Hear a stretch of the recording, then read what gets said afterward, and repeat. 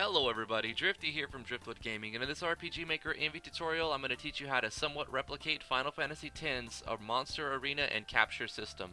So here we are on our beautiful Parallax map. Thank you very much NoobKX for making this map.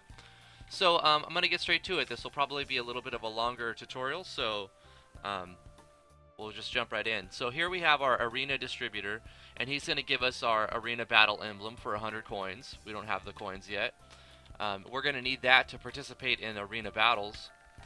We have an arena gearsmith, so when you first get access to the arena, you're going to have to buy the capture weapons, and these are the weapons that you'll have to use to get the final hit on an enemy to finally capture them. Now, not all enemies are able to be captured, but a lot of them are. And then we have our battlefield medic, so after a battle we can come back here and get a full recover, and then go back into battle. So in order to participate into the arena battles, we'll need a battle emblem. So return here when you have the battle emblem. But we'll need some coins for that emblem, so we'll go ahead and grab some coins. Get us an emblem. Take it to the telepoint here. And it'll ask us if we'd like to participate in the battle arena. We can say yes, but in order to fight monsters, we'll have to capture them first. So all we have to do is capture one monster and we'll be able to fight it. But in order to unlock mega bosses, you'll have to capture 10 of each certain enemy or combinations of everything. But if we go to fight regular monsters here, we have none because we haven't captured anything yet. So I made the event give back the battle arena emblem, arena battle emblem if you select none, so that way you don't just get screwed out of it. So let's test the capture system. So here we have the capture system, and I've just basically put in the new plugin from Yanfly with this, so I'll have to adjust these settings a little bit. I can see it's cutting in. So let's go ahead and attack this Uruk here, and we can see that our basic attacks have been replaced by a weapon unleash with the skill capture, because I've already gave all of them capture weapons just to save time. So we get the final hit on an enemy that can be captured, and it'll give us a message letting me know that we've captured this enemy.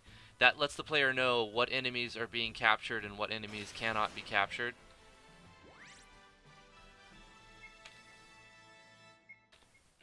Also, I've made a common event that will show the enemies that you've captured and the counts. So we can see that we've captured one Uruk, and I bound that to the button common events. So I'm pressing C and it'll bring that up. So now that we've captured an Uruk and we have our emblem, we'll say yes, and we'll fight an Uruk. So we get into battle. We notice the Uruk went first because he's level 21. All of the arena enemies are going to be 10 levels, approximately up to 10 levels stronger than the party's max level. So you'll need a few plugins to make it exactly like I have it, but you can change this system up. This is just a template you can use and change it up however you want. I'm using several of Yanfly's plugins, and I'm using hidden choices from HeMeWorks as well. Also, I want to point out, watch, we're about to kill this enemy now with a capture weapon. But you notice we didn't get the "you captured an Uruk" message because you can't capture enemies for the arena that are in the arena that you're fighting. Because that wouldn't make much sense. So I'll show you how to do that too. So after you win a battle, you're able to escape, but you don't get any rewards. And you're able to lose and it's not game over, but you don't get any rewards for that. But when you do win, you get a reward. You're going to get arena tokens. This is dependent on another plugin from Yanfly, the currencies plugin. So we've got our arena tokens. And our arena tokens are going to be used to buy other gear later on once I put it into the shop, using just the tokens. So now we don't have an arena emblem anymore. We'll have to buy another one. But I'm going to go ahead and go to debug and unlock all of the enemies that we can capture. just by adding 1 to the variable. And if we go back to the arena, we can see that we have all these options that weren't there before because of the HemiWorks' hide choices. So let's get killed real quick. Probably.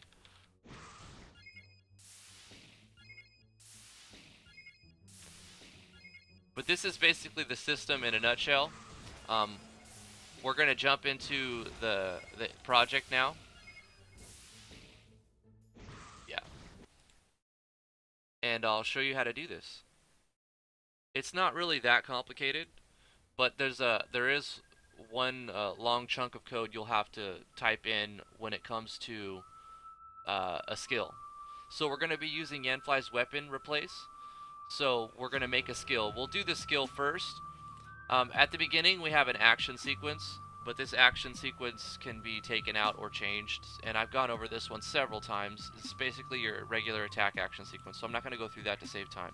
But what we're going to do on the capture skill is we're going to make a post damage eval. So in brackets here, do post, capital P on post, dash capital D on damage, space capital E on eval, and we're going to make a conditional statement that has 2 requirements. So for the first requirement is after you've dealt your damage, the enemy has to be dead. They have to be target.hp less than or equal to 0. So we're going to do if, open parentheses, target.hp less than equal to 0, and, so we're going to do 2 of these and signs, target.enemy ID. Thank you, Yanfly, for that code. I was trying to use database enemies. I was trying to use a bunch of different things, but that's irrelevant. Enemy ID, open and close parentheses, 3 equal signs. Now this number right here is going to let the game know what enemy you're looking for. So if we scroll down into this right here, we see that I'm doing a game message saying you've captured an Uruk. So I want this enemy ID to be the Uruks that you're going to encounter in game. So how you find this number is you go to your enemies and you go to number whatever you want, wherever the Uruk is at, and we see that the Uruk's on number 6. So I'm going to put that number 6 in that skill. So we have number 6 right here. So if we've dealt damage and the enemy is down to 0 HP or less, and the enemy is an Uruk, then what we're going to do is control a variable. We're going to make a temporary variable, call it variable x, equals $game capital V on variables dot value, and then what we're going to do right now is set up all of our variables.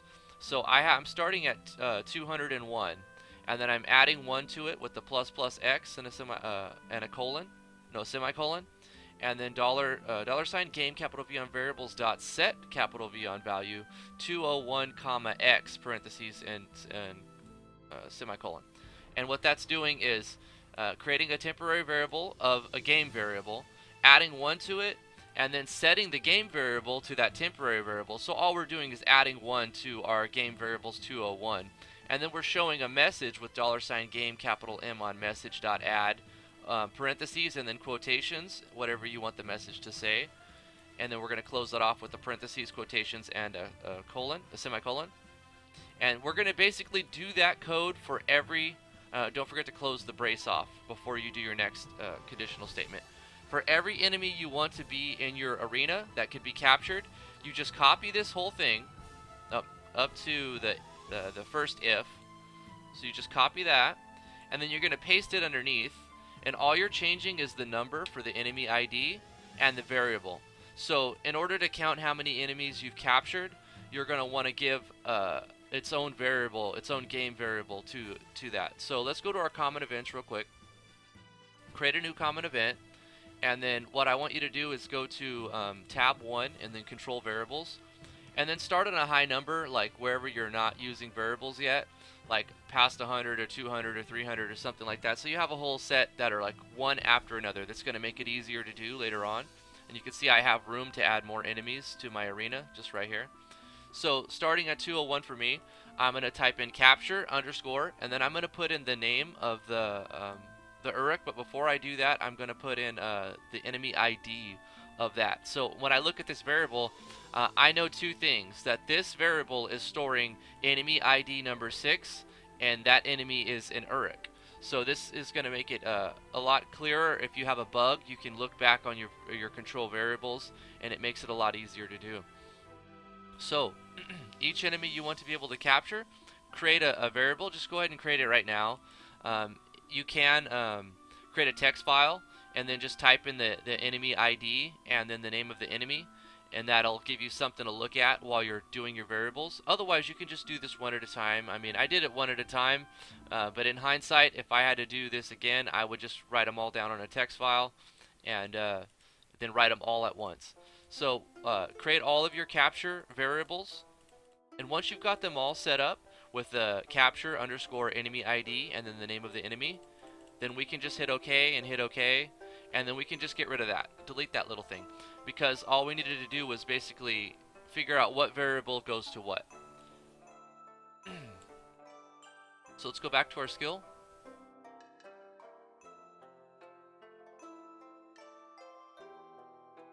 So copy and paste this entire thing, and when you paste it, you're going to change this ID, the enemy ID, to the next enemy. You're going to change the variable to the next variable that you've assigned him. And if you want to add a message, you can change you've captured a, and then type in the name of whatever enemy you've captured. Copy paste that for each one, like I said. And then once you have all your enemies at the very end, all you have to do is do a bracket with a slash, capital P on post, dash damage, capital D on damage, space, capital E on eval. So we're closing off that post damage eval. So when you add a new enemy, it's really easy. If, say you create a new enemy, you want it to be captured, you can just go to the bottom and copy this last little bit of code with a Control C, hit enter and press Control V, and then I would just change this ID to the new enemy, change this, increment it by 1 and name your variable, and then change the message so that the player will know that this is an enemy that can be captured. And if you want to get rid of enemies that can be captured, you can also just do the same thing. Just highlight that whole block right there. Since we have 2 copies of the same one, we'll just press delete on that. And that's basically it for the skill itself. But now we want to create weapons that the player has to use in order to use the skill. So what you want to do is give this skill a description. You probably don't want to give it any cost because it's going to be replacing your basic attack. So I've made it a physical hit. I've gave it its own animation, which is a copy of fog, and I just changed the tint. You could give it whatever message you like. You don't want to make it require any weapon. That way you can have this capture skill used by different kinds of weapons. It doesn't really matter what skill type you give it because we're going to use Weapon Unleash plugin on it, so it's just going to replace the basic attack. The formula, you don't want it to be too strong. I would imagine you'd want it to be about as strong as your basic attack damage, A.ATK times 4. You'll make it HP damage, and you won't give it any element unless you want to create another element, capture element. I mean, you could do that. I don't think it's needed, though. Variance is up to you, and I thought, well, it could, maybe have a chance to critical. It wouldn't really matter too much. This will make it a little bit easier to capture monsters with critical on. Okay, we're done with our skill. Let's move on to our weapons. And what I want to do is have a capture weapon for each type. That way the whole party can participate in capturing weapons. But you'll have to design them a little bit different than your typical scheme. If we see on our claws, we can see that claws are giving strength and speed, which is basically ATK and agility. But what you want to do is convert all of those stats into just attack power. Since our capture skill is based off of attack power, A.ATK times 4, you just want to give it attack power. So you don't want to give it too many other stats. I mean, you could change it, of course. Like I said, this is a template. But for certain things, like we can look at the harp. A harp doesn't normally give a lot of strength. They usually give a lot of agility in my game. But what I've done is just made all capture weapons equal. So all capture weapons will be 100 strength, no matter what type of weapon they are. So I've got a capture rod, and the rods only give magic attack power, but I've made the capture rod strength because magic attack power isn't going to help you capture enemies, it'll help you kill them. So you would only use the capture rod when you're trying to capture enemies, and if it didn't give strength, then it would be really it would basically be not a useful weapon at all, and it wouldn't even help. So basically, just if you use magic attack power for capture, you can do that too, but then you'd want to have all your weapons do magic attack power. Alternatively, you can have multiple skills. You can have magic capture, physical capture, or certain element captures. You know, you can take this to the next level. I know that there's some creative people out there, and you guys can change this up and make it even better. So make your weapons. Once you've done your weapons, all you'll have to do is do capital W on weapon, capital U on unleash, 100%, colon, and then type in the name of the skill. In this case, we've named it capture with a capital C, and don't forget the brackets. And just put this little note tag on all of your capture weapons, and then you'll basically 100% of the time when you attack while you're using this weapon, you'll try to capture the enemy. Alright, we've got that part done. Let's move on to the common event. So at the beginning of the common event, instead of doing all of this in an event, I actually started designing this before I had the map complete, so I started working on this inside of a common event. You could alternatively just design this in an event itself, but excuse me, I thought it would be a good idea to use it as a common event. That way you can call it from multiple events, and you won't have to redesign it for every event or copy paste it. So right at the top, we're just letting the player know, welcome to the monster arena. In order to fight, you're going to have to capture monsters around the world. All you need to do is capture one monster, and then you'll be able to fight harder monsters. Right off the bat, we're going to do a show choices, and this show choice is going to be fight regular monsters and fight mega bosses, and then don't fight anything. You can get rid of option 2 if you don't want to make any bosses, and if you did that, you would make your cancel choice number 2. Otherwise, it'll be right here on 3. Right underneath that, we're going to start utilizing Works' hidden choice. If you don't want the choice to be shown, if they don't have the option, that way they can't say, I want to fight this, and then they're like, no, you can't fight that. They won't even have the choice to fight it if they haven't captured it at least once. So what we're going to do is right click, go to tab 3 on the bottom, go to advanced and click script call. In script call, we're going to do hide underscore choice, open parentheses, type in 1 for the first choice, put a comma, we're going to put parentheses, and then we're going to do $game capital V on variables dot value. This will be the first enemy that's on your list. So they don't this is why I wanted you to use variables one after another. It's going to make it really easy to just add one to the next, 204, 205, 206. Basically type this out once for choice 1 and say less than 1, which means if it's at 0 they won't be able to capture anything. Do parentheses, do a quotation, and then do a colon, semicolon, sorry, for an inline. Copy that, paste it underneath, and change this 1 to a 2, change the variable to 2. Choice 3, variable 203. 4, you see what I'm doing. All you gotta do is copy paste it. You'll be able to do that 12 times on one script call. If you have more enemies than 12, you probably will, then just insert another script call underneath that, and then copy paste that line, change it to the next one. Now underneath this, we're going to show our choices, and we want to make sure that these choices line up. This is why I wanted you to name your variables with the ID and the enemy, so you know that 201 will be for your first choice, 202 will be for your second choice. So for my first choice was enemy ID 6, which is an Uruk. So 201 is for Uruk, so my first choice will be an Uruk. And then I've named them, I put them on the list in the same order as I gave them variables. That way it's easy to set up the choices, the hidden choices. So just do your set of 6 choices. Now there's 2 plugins that'll let you stack 6 choices under, make a multiple list. Yanfly has plugins for it, Works has plugin for it. I'm going to put a link to both of them in the description so you can use whichever ones you want. I'm using them both actually, and they do work, and they don't conflict with each other, which is great. So I'm showing an animation right here when they select the first choice. You don't have to do this animation, but it's up to you. Then you're going to do a battle processing, but before you select the Uruk enemy, we want to copy paste our enemies, because you don't want the player to capture one enemy, go to the arena, and then just capture enemies out of the arena. That doesn't make sense. So let's go to our enemies really quickly now that we're at that point. So copy the enemy that they're about to battle, scroll down, change your maximum, and then create a little tag for arena enemies. And then we're going to paste that enemy down here. Okay, so when we call on the battle, we're going to be actually fighting the same enemy, but at a different ID. That way, when you use the skill, it won't meet the condition of being ID number 6, so that they can't capture it again. This is the way it works in Final Fantasy X as well. You can't capture monsters that you've already captured while you're in the arena.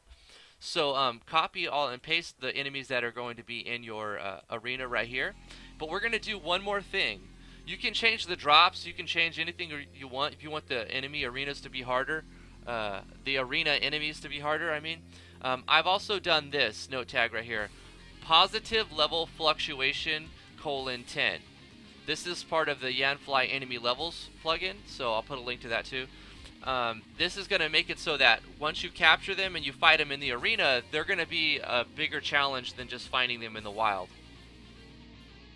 You can ignore this note tag. This is for a plugin I'm working on that I don't know what's going to happen with it. So we actually don't need that right now. But this positive level fluctuation is what you're going to be putting in. And you can just paste all your enemies one after another. See, I have, I don't know, 40 enemies or something. But I only have 14 enemies that can be captured. I didn't want like skeletons to be captured and certain other enemies to be captured.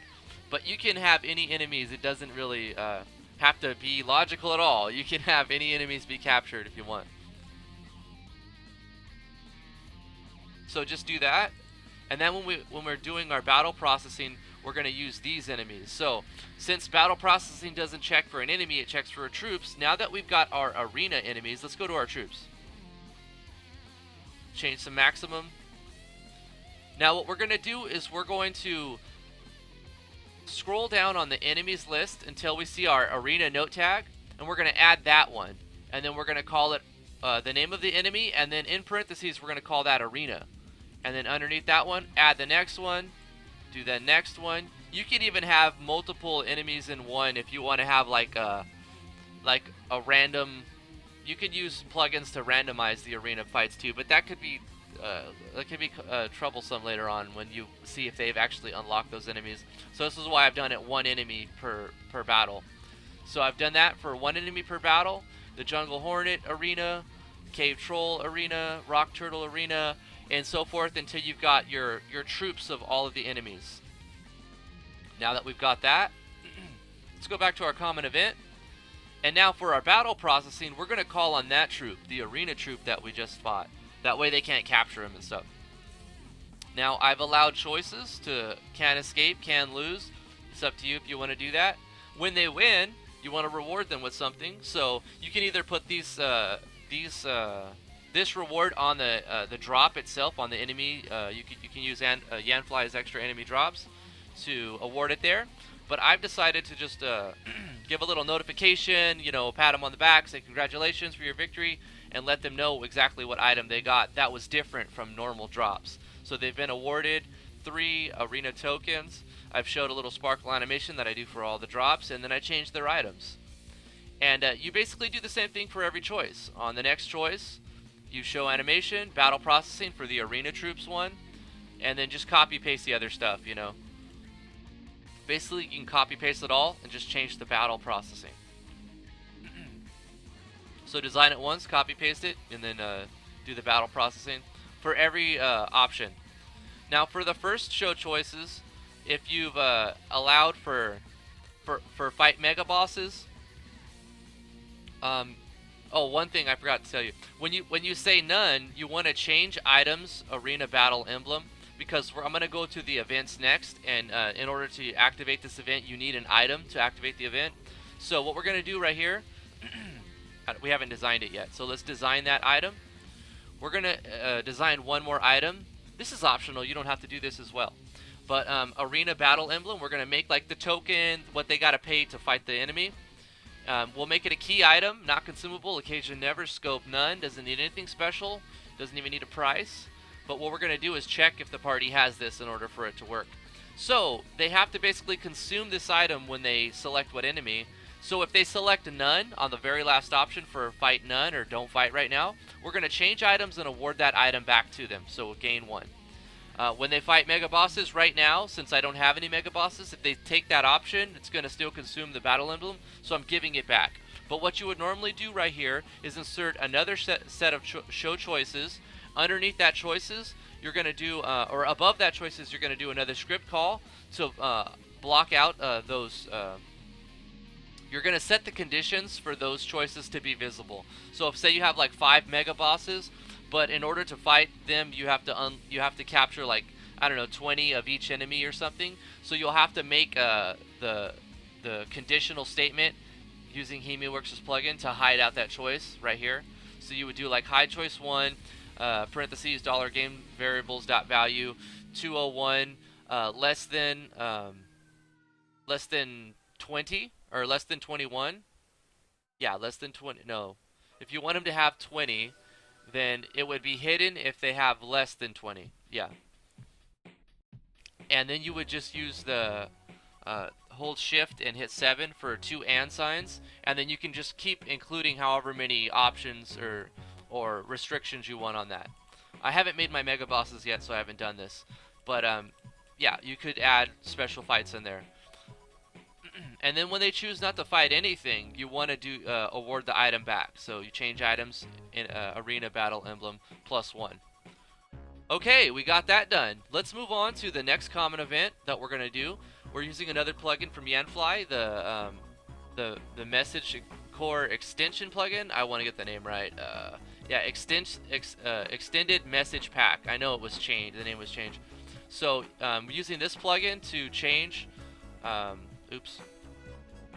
The number of, you may have noticed that the box was really large. It was like 8 rows wide or tall, because I'm using a plugin command here. So plugin commands on tab 3 at the bottom under advanced. You just type capital M on message, capital R on rows, and then you put in the number of rows you want to have. Keep in mind though, when you do this plugin command, even if you go to another menu or talk to an NPC, it's still going to have 8 until you change it back. So when you change your rows, you need to change it back at some point. Unless you don't want it to be changed back. So what I'm doing in this message here is I'm starting off by using that same plugin, and I'm using /en, and that's calling on the enemy and the ID location. So since I've moved all of my enemies for the arena into an area down farther on the list, one after another, it makes this a lot easier. Did 171, 172, 173, so forth and so on.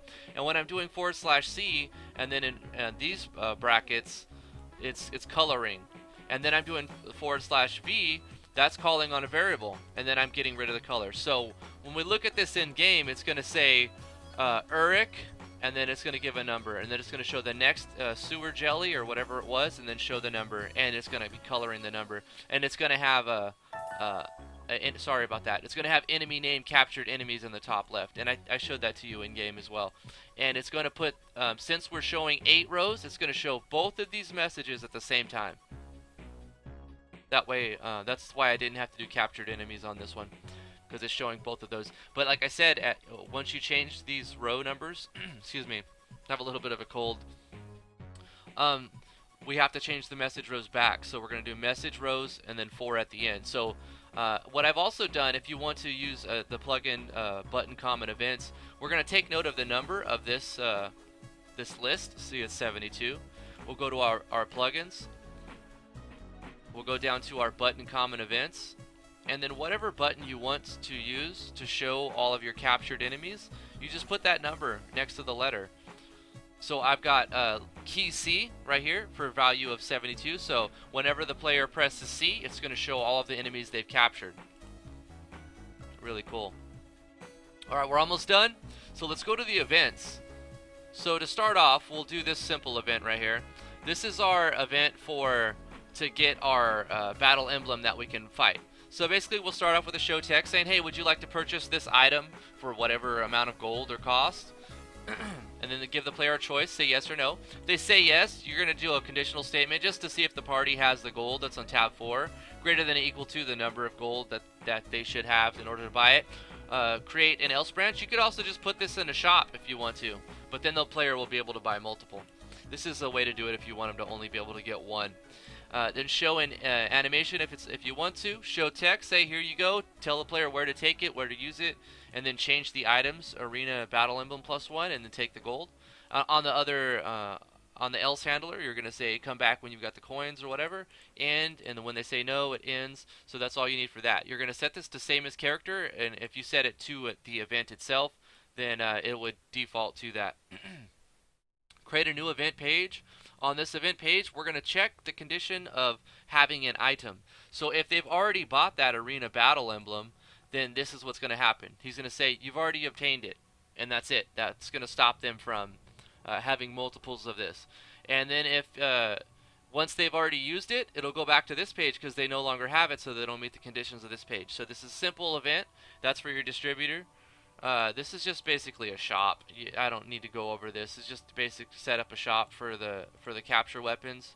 Just give them whatever price you want. This is just an in. Basically, it's just an in, custom in, show text, full recover when they ask for it, and then let the player know, show an animation, whatever, that's simple stuff.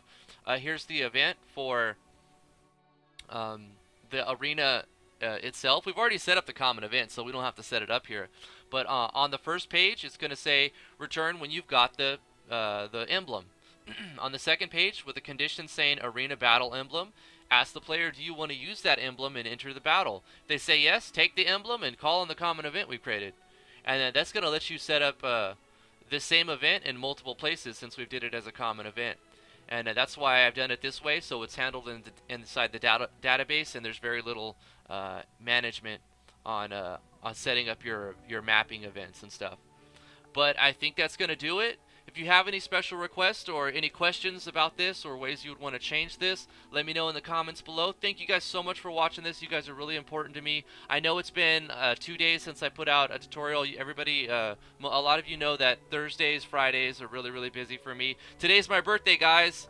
Yes, February 6th is my birthday, so I have today off, and I'm off until Tuesday, so I'll be putting out some tutorials. I saw the Yanfly's plugins have been coming out, and I'm going to be testing those.